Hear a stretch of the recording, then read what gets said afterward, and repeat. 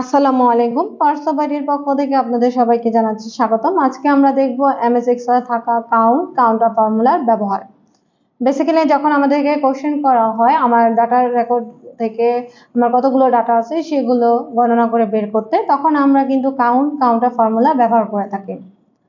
এখন আমরা counter formula implementation দেখব এবং এর কাজ কি, এর কোথায় আমরা কখন আমরা কাউন্টার ফর্মুলা ব্যবহার করব সেগুলো দেখব।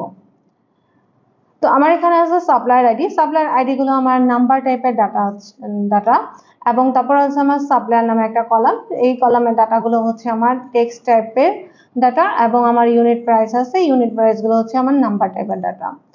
কাউন্ট হচ্ছে যখন আমরা এই নাম্বার টাইপের ডাটাগুলো নিয়ে কাজ করব তখন আমরা অবশ্যই কাউন্ট ফর্মুলাটা ইউজ করব। কাউন্ট কিন্তু নাম্বার টাইপ ছাড়া অন্য কোনো টাইপের ডাটা নিয়ে কাজ করতে পারে না।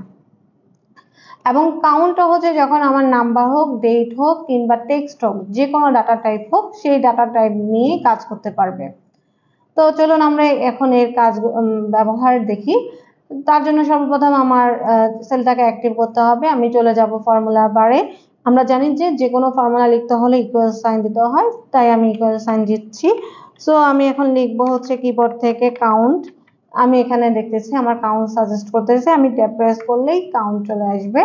তারপর আমি কাউন্ট আমাকে ভ্যালু 1 ভ্যালু 2 এই টাইপের আর্গুমেন্ট প্রেফার করে আমি এখন এখানে ভ্যালু 1 ভ্যালু 2 না দিয়ে পুরো টেবিলের রেঞ্জটাকে সিলেক্ট করে দিব।